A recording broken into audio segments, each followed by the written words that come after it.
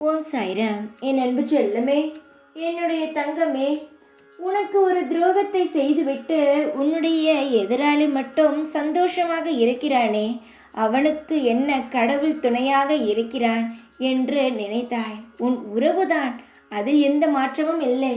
உன் உறவினரே உன்னை பற்றி எந்த ஒரு கவலையும் படாமல் 4 பேருக்கு மத்தியில் உன்னை கேவலமான விஷயத்தை பேசிவிட்டு உன்னை அவமானப்படுத்திவிட்டார். அவனுடைய வாழ்க்கையில் அவன் சந்தோஷமாக இருக்கிறான் என்று நினைக்கிறாய்.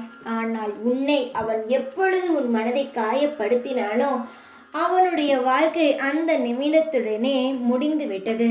வெளியில் பார்க்கும் பொழுது அவன் சந்தோஷமாக இருப்பது போல் உனக்கு தெரிந்திருக்கும். ஆனால் அவனுடைய வாழ்க்கையில் அந்த நேரம்தான் கெட்ட நேரமாகவே ஆரம்பித்தது. எவனொருவன் என்னுடைய குழந்தைகளிடம் வைத்து கொள்கிறானோ, தேவையில்லாத வார்த்தையால் மனதை புண்படுத்தி அசிங்கப்படுத்துகிறானோ, அவனுடைய அழிவு காலம் அப்பொழுதே துவங்கும். என்னுடைய அழகான தங்கமே, அவனுடைய வீட்டில் 4 பேத்துக்கு மத்தியில் அவனும் அவமானப்படும் நேரம் வந்துவிட்டது. உன் கண்ணுக்கு நேராகவே அது நடக்கும். நான் இது உன்னிடம் மட்டும் ரகசியமாக சொல்கிறேன். இதை நீ நன்றாக ஞாபகம் வைத்துக்கொள்.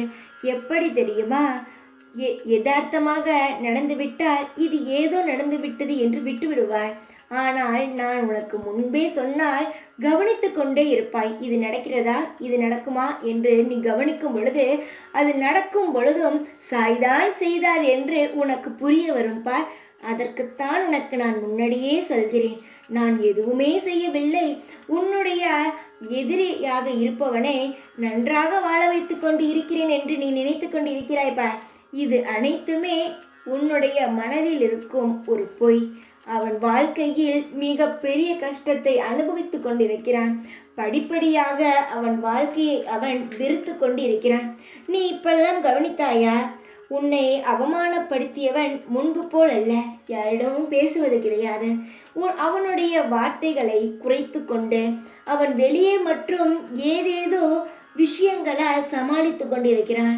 ஆனால் அவன் மனதுக்குள் மிக பெரிய காயம் ஒன்று இருக்கிறது. அதனால் அவனுடைய வாழ்க்கையை அவன் இழப்பான். அதை நீயும் பார்ப்பாய். கவலைப்படாதே. உன்னுடைய கண்ணுக்கு அனைத்தும் தெரியும். நான் உன்னுடன் தான் இருக்கிறேன் என்பதை மறந்து விடாதே. நீ என்னுடைய குழந்தை. உனக்கு எந்நாளும் நான் இருப்பேன். ஓம் சாய்ராம்.